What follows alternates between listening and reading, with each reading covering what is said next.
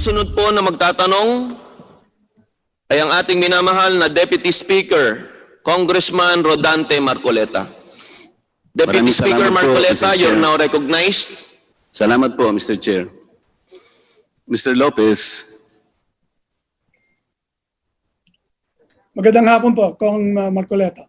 Magandang hapon po at salamat po at hanggang ngayon ay nabibigyan nyo kami ng pagkakataon.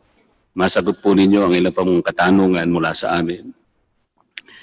Mr. Lopez, ang naiwan pong tanong ko sa inyo bago po ako kinapos ng oras ay yung tanong na bakit naman inabot pa kayo ng 48 taon bago nyo naisipan na kumuha ng Certificate of Recognition. At sinagot po ninyo yun sa kadahilanan na gusto ninyo makakuha ng Philippine passport.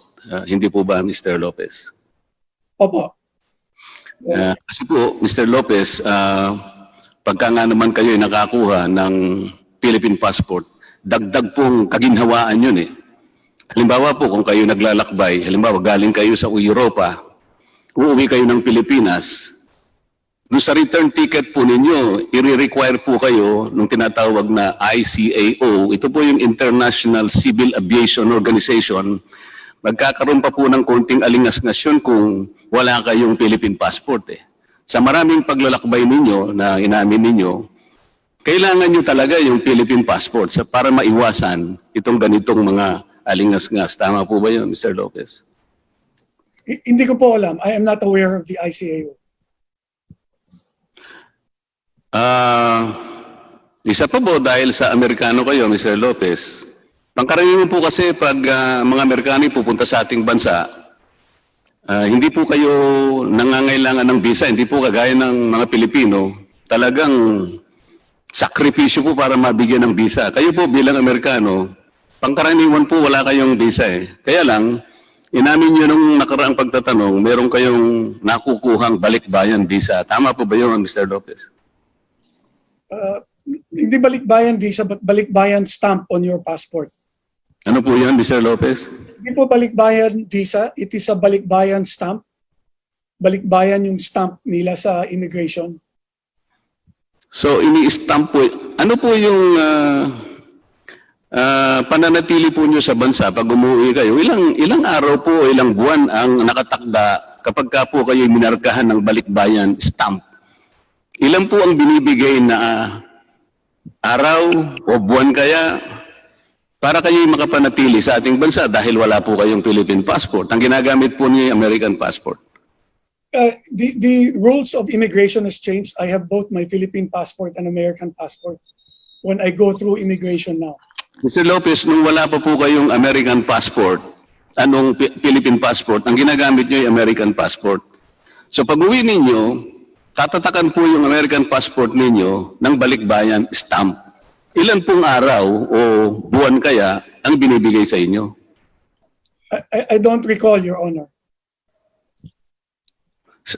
Pwede po ba kayong gumamit ng parang mic? Kasi po medyo hindi po malinaw yung sagot ninyo. O kaya lumapit po kayo ng konti sa inyong laptop para po maging malinaw ang sagot ninyo, Mr. Lopez. I don't recall, Your Honor. Kasi po pangkaraniwan, yung mga Amerikanong pumupunta sa atin, in-stamp ng balikbayan or whatever, meron pong pangkaraniwang period na binibigay eh. Kasi nag-aral po kayo rito, ang sabi nyo, you have practically spent your life entirely in the Philippines. Ibig ba sabihin, wala tayong nalalabag na immigration laws sapagkat nung panahon na wala pa kayong Philippine passport, ang dala nyo yung American passport. So, wala po ba kayong naging kasong overstaying? Hindi po ba kayo siningil sapagkat wala po kayong Philippine passport, Mr. Lopez? Buong buhay ninyo, sabi ninyo, nasa Pilipinas, pero ang dala-dala niyo yung American passport. Paano po nangyari yun? I don't recall what was the duration of the stay when they were giving me a balikbayan visa. Siguro po ay sa darating na panahon, tatanungin namin ng immigration paano po nangyari yun. Mr. Lopez, nung kayo po ay napanganak sa Boston, Deputy Massachusetts. Speaker Marcoleta, meron po tayong panauhin mula sa immigration. Gusto mo bang magtanong sa immigration? Tsaka na muna yun, sapagkat Mahalaga po yung pagpanahon ni Mr. Lopez, sasamantalahin ko na po ito. Please continue, Deputy Speaker. Mr. Lopez, nung kayo po ay mapanganak in Boston, Massachusetts, August 13, 1952, inireport po ba ang kapanganakan ninyo ng inyong mga magulang sa pinakamalapit na konsulada ng ating Pilipinas, ng ating bansang Pilipinas? Hindi ko po alam kung ginawa nila yan o hindi. Ano po? Hindi ko po alam kung ginawa nila yan o hindi.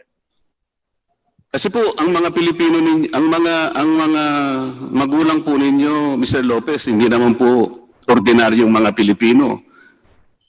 Kabilang po kayo sa mga iginagalang na pamilya ng lipunan. Meron po tayong tuntunin. Kahit sino pong Pilipino ang mapanganak sa ibang bansa, tungkulin po nating i-report yun sa pinakamalapit na Consulate General Office, maski sa embahada ng ating bansa. Ang pinakamalapit pong embahada sa Boston, Massachusetts, ay yung embahada po ng Pilipinas sa New York. Ngayon po, palagay na po natin nakalimutan nila. Mr. Lopez, nung kayo po dumating sa inyong gustong gulang, gustong kaisipan, kahit na po huli na, pinapayagan naman po yun eh. Bakit hindi po ninyo iniulat sa pinakamalapit na konsulada ang pagkakasilang ninyo sa Amerika?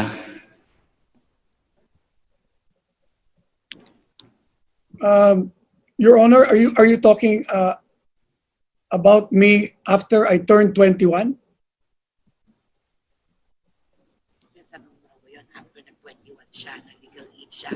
Nasa sa inyo po yung kung napalagay po rin. Meron po kasing mga bata na kahit na 8 taon lang, alam na po niya yung dapat niyang gawin. Merong 18, merong late bloomer. Kung 21 po ang gusto ninyo, nung kayo po nakarating sa gulang na 21, hindi po ba ninyo naisip na dapat iniulat po ninyo sa pinakamalapit na embahada ng ating bansa para maitala po sa ating noon ay tinatawag nating National Census and Statistics Office, na ngayon po ang tawag natin Philippine Statistics Authority. Dalawa po kasi ang importansya noon, Mr. Lopez. Unang-una, bibigyan po kayo ng birth certificate, matatala po yun. Bakit hindi po ninyo ginawa yun, Mr. Lopez? Bago po payagan ng chairman ng committee ito sumagot si Mr. Gabby Lopez, ay papalalahanan lang po si Deputy Speaker Rodante Marcoleta na naubos na po yung iyong 5 minuto at ang susunod po na magtatanong pagkatapos po ninyo ay ang ating Vice Chairman ng Legislative Franchise na si Congressman Tony Pet Albano. At maaari po bang bago sumagot si Mr. Gabby Lopez ay matanong muna natin si Mr. Tony Pet Albano kung siya ay willing na ibigay ang kanyang oras kay Deputy Speaker Rodante Marcoleta.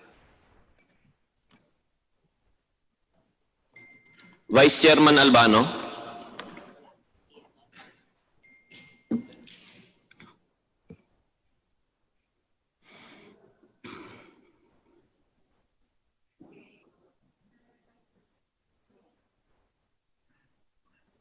Okay.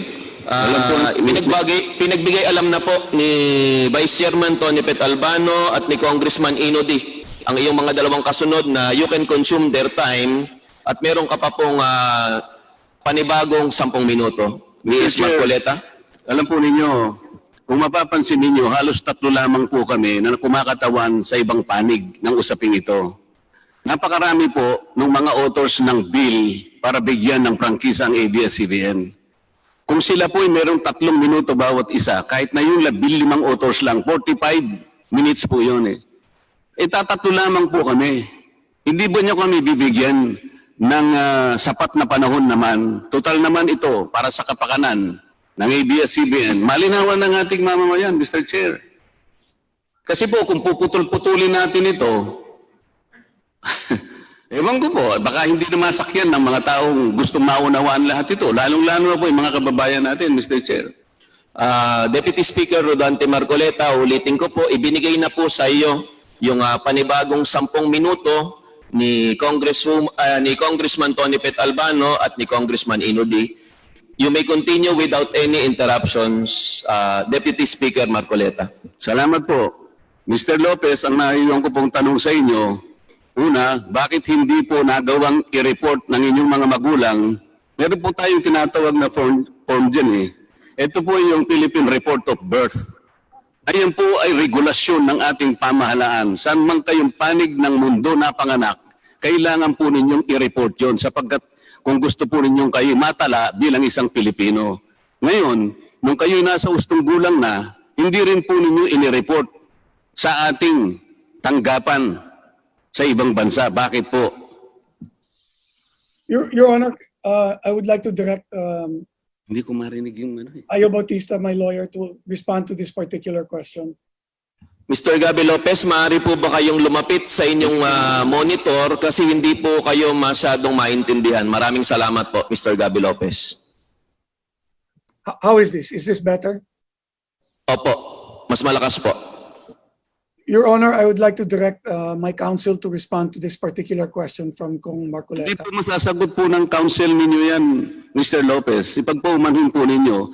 Sapagkat ang tanong ko, kayo lang po pwedeng sumagot. Hindi po niya malalaman ang nasa isip ninyo at lalong hindi niyo marirecall sapagkat nung nandun kayo sa Amerika, hindi naman po niyo siguro kasama yung abogado ninyo eh. Kayo po ang pwedeng sumagot lamang dyan.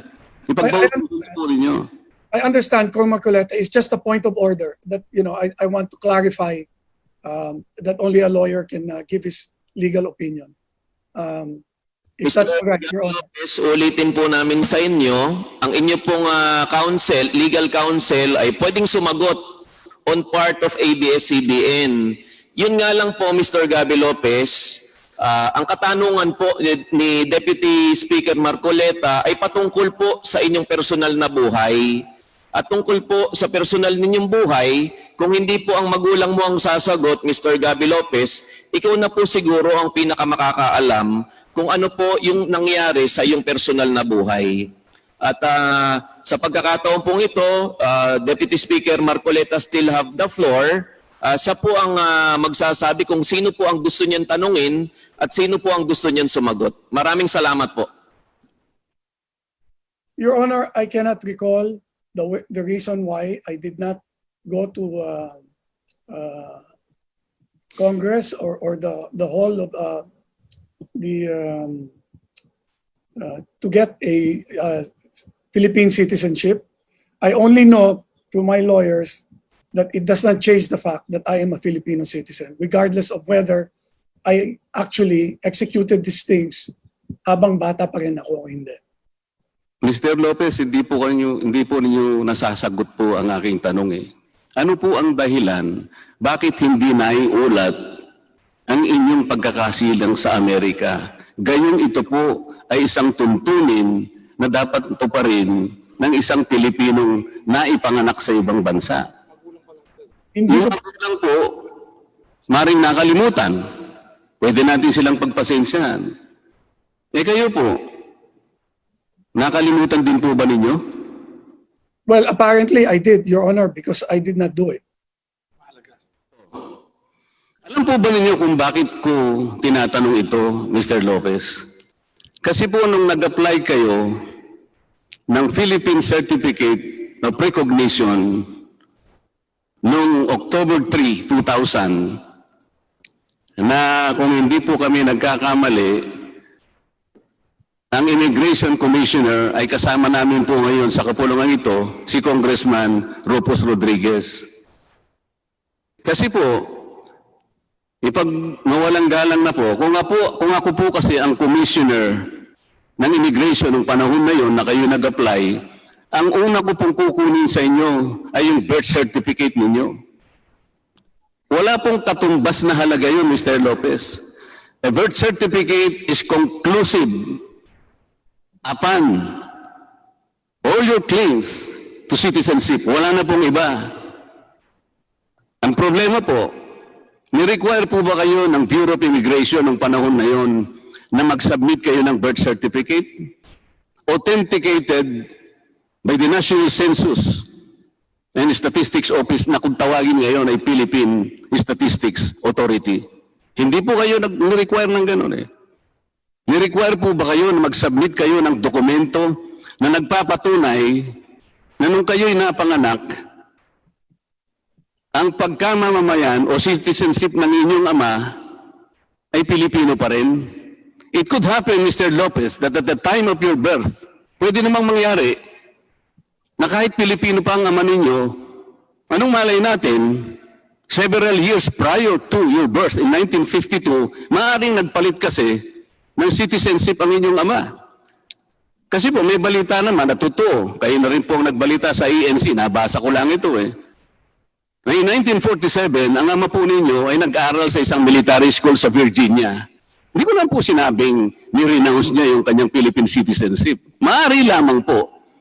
So, hindi po kayo ni-require ng Bureau of Immigration na nag-submit man lang kahit na yung passport po ng ama ninyo na noong 1952 talagang Pilipino pa siya. Nag-submit po kayo ng passport ng inyong ina, pero yung passport niya po 1998 na, 46 years after you were born. Mr. Chair, binasa ko po yung lahat ng mga immigration papers na isnabmit nila dito sa atin, kahit na napakalabo po. Halos mabulag na po ako pero pinag-aralan kong mabuti. Wala na isa man po, Mr. Chair, na inauthenticate po ng Philippine Statistics Authority o ng civil registrar ng ating bansa lahat ng kanilang isinabmit na dokumento. Napakadali pong nakakuha ng Certificate of Recognition sa pamamagitan lang po ng mga Xerox copies na isinabmit ninyo. Ganun po ba ang pagkuha ng Certificate of Recognition? Mr. Lopez, ang isa pong bata, o kahit na hindi bata, mag-aaral, hihingan po ng authenticated certificate of birth sa Philippine Statistics Authority. Magtatrabaho ka po, hahanap ka ng trabaho, i-require ka po ng authenticated birth certificate mula sa Philippine Statistics Authority. Ito po, kumukuha kayo ng Philippine recognition. Hindi man lang po kayo na-require ng Bureau of Immigration ay ipakita po ninyo ang birth certificate. Kung ako po, ang Bureau of Immigration Commissioner nung panahon na yun, hindi ko kayo bibigyan sapagkat wala kayong ipakikita sa aking birth certificate. Can I respond, Your Honor? Yes, sir. Please respond. I'd like to allow my lawyer, Mike Damaso, who was actually the one who filed the certificate for recognition, to respond to your particular question, Your Honor. Ano po ang sasabihin ng abogado niyo, Mr. Gabby Lopez? Pwede po bang malaman kung anong sasabihin niya? He will answer your question po, Your Honor. Sige nga po. Dito. Mike, dito.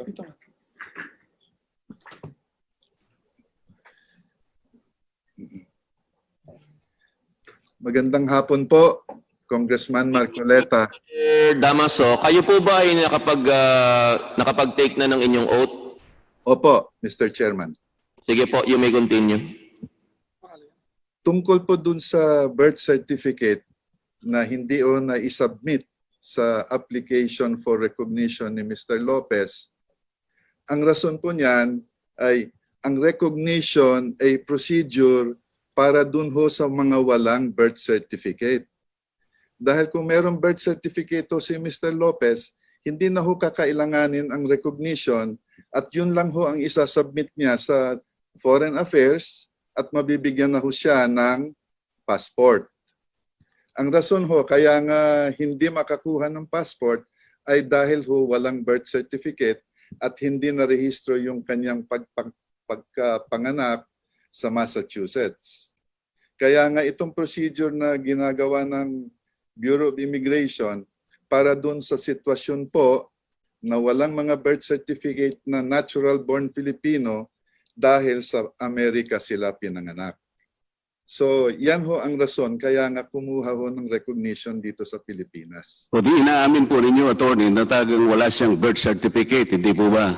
Hindi ho narehistro sa Amerika dahil po nakaligtaan lang ng mga magulang na walang hindi nakapunta sa Ano po ito? Simple lang po ito. Meron po siyang birth certificate, pero inisyu po ng gobyerno ng Amerika. tama po yan. Po, nakaligtaan po na mag-submit ng Philippine birth report, kaya wala pong na-issue sa kanyang birth certificate ang Pilipinas. Tama po? Tama po yan. Oh. Yun po yung tinatanong ko sa kanya kanina. Nung kayo po'y mag-apply, kayo po ba yung tumulong sa kanya? Opo, opo. Nung kayo po'y mag-apply ng Certificate of Recognition, ang binigay po ninyong mga dokumento, tinitingnan ko po, ni isa ay wala pong authentication mula sa ating tinatawag ngayon Philippine Statistics Authority. Ni wala pong pinakita ng panahon na may panganak po si Mr. Gabby Lopez, ang kanyang ama ay Pilipino pa nung panahon na yun. Dapat po kasi, meron yun. Paano po pagbabasihan ang pagbibigay po sa kanya ng Certificate of Recognition dahil wala nga po siyang birth certificate kung hindi po ibibigay ang mga dokumento na sertipikado, authenticated ng Philippine Statistics Authority. Yun lamang po ang pagbabasihan natin. 2,000. Yes. Ganito po yun. Sandali po. Kung hindi po nakaligtaan ng kanyang mga magulang, at ganun din si Mr. Gabby Lopez, wala po sanang pagtatalo sapagkat meron po siyang birth certificate. The most laudable conclusion po dito, attorney, parang yung mga magulang ni Mr. Gabby Lopez at saka siya, mukhang ayaw naman nilang magpa-recognize bilang isang Pilipino. Sapagkat hindi nila inireport. Hindi po kasi kapani-paniwala, attorney, panganay po kasi si Mr. Gabby Lopez. At maski tingnan po ninyo sa mga larawan, nung siya pa'y bata-bata, maganda lalaki po. Sa tuwa po ba ng magulang kaya nakalimutan niyang, importante po yun, panganay yun eh. Pag napanganak po ang anak ninyo, hindi po niyo malaman ang kaligayahan nasa loob ninyo eh. Kailangan po matala sa gobyernong Pilipino. Alam mo, abogado po kayo eh. Yung certificate of birth, yun po yung conclusive proof. Sasabihin po natin, attorney, under the 1935 Constitution, Pilipino ang pangalan niya, Jus sanguinis, di ba? Opo. Attorney, we were taught in law school that the principle of jus sanguinis is a legal fiction, technically speaking. Tama po ba? Opo. Tama. Patutunayan mo po yun sa mga authenticated, certified, reliable documents na kinuha ninyo sa Philippine Statistics Authority para po mabigyan kayo ng substitute for a birth certificate. Tingnan po ninyo, ibigay ninyo certificate, mga dokumento sa amin. Ni isa, attorney, wala pong certified, wala pong authentication. Paano po kayo nagkaroon ng Certificate of Recognition? Kayo na po sasagot sa taong bayan. Tutuloy na lang po ako sa ibang mga tanong. Mas importante po ito. Salamat po, attorney.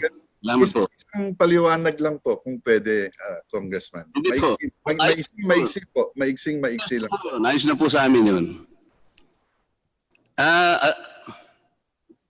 Mr. Lopez, nung kayo po yung unang tinanong ni Congressman Boying Remulla, tinanong po kayo kung, yung kauna-unahan po na nagkita tayo, Mr. Lopez, tanong po niya sa inyo, kayo po ba'y 50% Pilipino o 50% na Amerikano? Ano na po yung naisagot niyo noon, Mr. Lopez? Hindi ko na po kasi masyadong matandaan.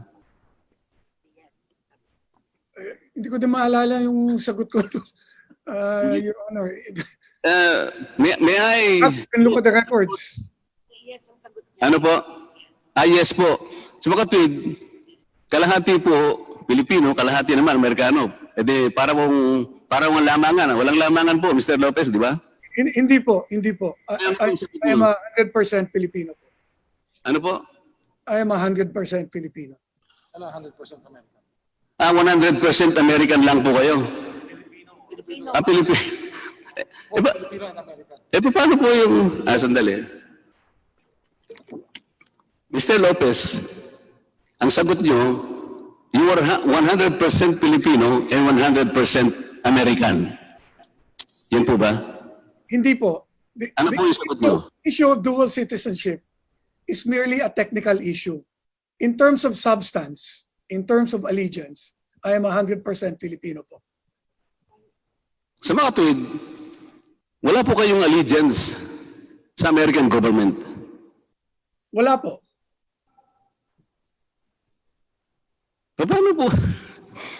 Paano po natin tatanggapin yun? Kayo po inapanganak sa Amerika. Lahat po ng abogado nyo, tagapagtanggol pong mga kasama namin dito na naglalayo, magkaroon kayo ng prangkisa. Tinanong pa kayo, did you renounce your American citizenship? Pagka tanggi-tanggi pa ninyo, no. Pagkatapos sasabihin nyo sa amin na wala kayong allegiance sa American government. Baka gusto po ninyo, reviewin muna yung tanong ninyo, Mr. Lopez, at naririnig po kayo ng American Embassy. Kayo po yung Amerikano ngayon. Kasi po, Mr. Lopez, ang matinding problema na kinakaharap ninyo sa pagdinig na ito ay hindi naman po yung pagiging Pilipino na nababalot po ng napakaraming pagdududa. Kung hindi, yung pagiging Amerikano ninyo. Bakit po? Kahit na po tanggapin ko na Pilipino kayo ngayon, Mr. Lopez, sige, wala na po yung duda. Halimbawa, hindi rin po kayo makaliligtas doon sa pagtatangi sa Pilipino lamang na may karapatang magmayari at mamahala ng mass media sapagkat dalawa po nga ang inyong pagkamamamayan. Isang Amerikano kayo at isa pang Pilipino. Ulitin ko po, Mr. Lopez, mahigpit po ang kautosan ng ating saligang batas.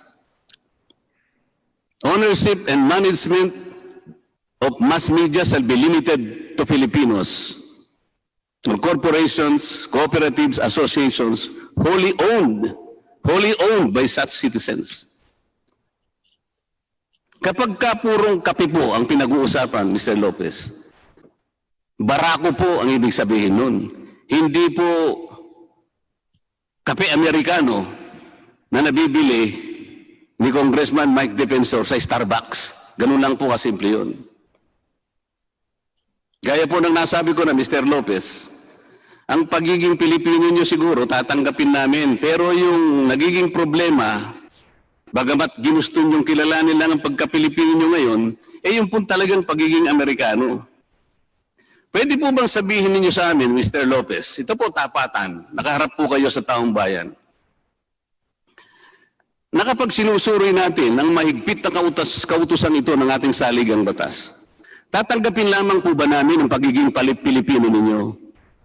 At tatakpan namin ang aming mga mata na kayo hindi Amerikano? Ganun po bang gusto ninyong gawin? Alam niyo po, I am already 68 years old po.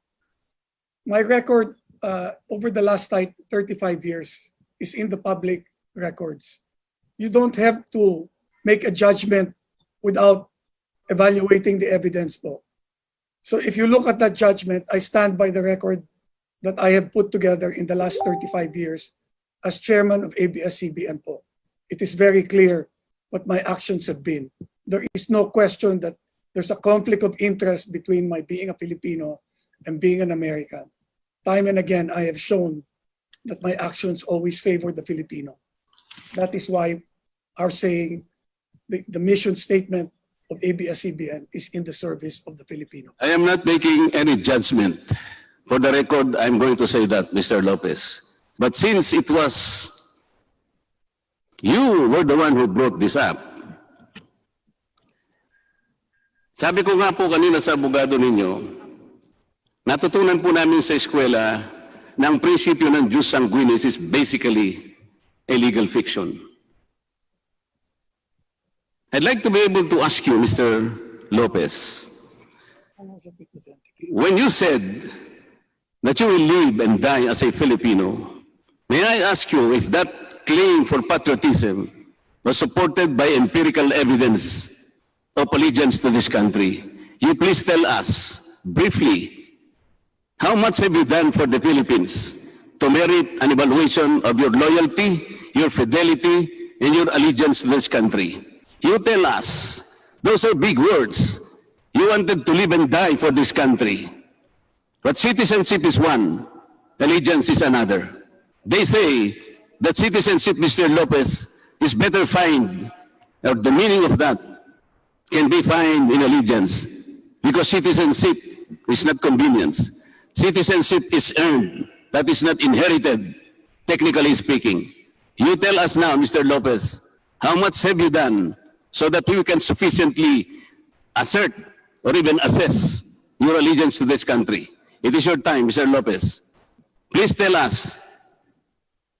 I agree, Your Honor, that citizenship should not be inherited. It should be earned. Siguro po gamit na po kayo. Hindi ko po talaga kayo, I'm sorry, Mr. Lopez, hindi ko po marinig talaga ang inyong, wala po ba kayong, attorney, bigyan mo naman siya ng mic. How is that, Your Honor? Can you hear me now? Yan, medyo malinaw na po. I agree, Your Honor, that citizenship should be earned and not inherited. I believe that the actions that I've carried out throughout my career as the chairman of ABS-CBN merit that I have done everything I can for the Filipino. There are many instances of this particular fact. Perhaps we can just relate one event. Attorney Brosas, I believe, talked about the fact that when ABS-CBN was taken off the air, there were over 3 million Filipinos that no longer could receive any signal that allowed them to be informed about the issues that beset our country, in particular the pandemic. Those 3 million Filipinos live in areas that are outlying areas. Hindi po yon in the rural areas. These are out in the mountains. And these are places where we have put our signal in order to reach these Filipinos. Those signals that we put in these particular areas will not generate the kind of income that will allow you as a businessman to make an adequate return. We did it because we believe that the Filipino should be informed. And those are the people that are affected by the fact that the ABS-CBN has been closed. Hindi yan negosyo po. That was a decision that was made to extend our reach to the far reaches of the Filipino nation, even though we are not making money in doing it. Mr. Lopez, ang allegiance po ay personal. Ang ginawa po ng ABS-CBN, nakapagpasaya sa tao, nakapagbigay ng inspirasyon, yan po naman talaga ang tungkulin ng isang broadcast company. May television po kayo, may radyo. So kung nagagawa po ninyo yan, yun po naman talagang produkto ninyo. Diyan naman po kayo talaga kumikita. So hindi po yun ang allegiance. Ang ibig ko sabihin bilang kayo po, kasi ang issue po ngayon kayo, hindi naman ang ABS-CBN. Gusto namin malaman kasi, sino po ba si Mr. Lopez kung masusukatin po natin ay yung kanyang allegiance sa kanyang bansa? Mr. Lopez, would you believe, sir, that after ABS-CBN was granted a franchise of more than 50 years, this Congress has earned its right to know from you personally, how you participated in our political process? How did you pay your taxes? How do you value your oath as a Filipino? Ito po ang kailangan, Mr. Lopez. Ganito na lamang po, para siguro matapos tayo sa issue ng allegiance. Mawalang galang na po, Mr. Lopez. Pwede ba naming hilingin sa inyo na i-recite ninyo yung unang linya ng Panatang Makabayan?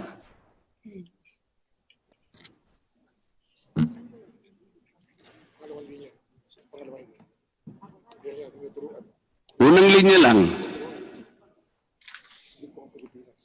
Congressman Zarate, baka gusto mo ng tulungan. Exception to the side comments of Congressman Marcoleta. Baka lang gusto niyo pong tulungan. I have my own time. Iniibig ko ang Pilipinas. Salamat po. Mr. Speaker, I move to strike the statement of Mr. Marcoleta. COMSEC is directed to strike out the previous comment. Mr. Chair, may I the reason why that statement should be stricken from the record? I Congressman simply ask Zarate. our colleague if he would like to help.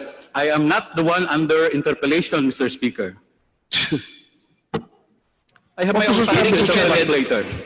Why would the gentleman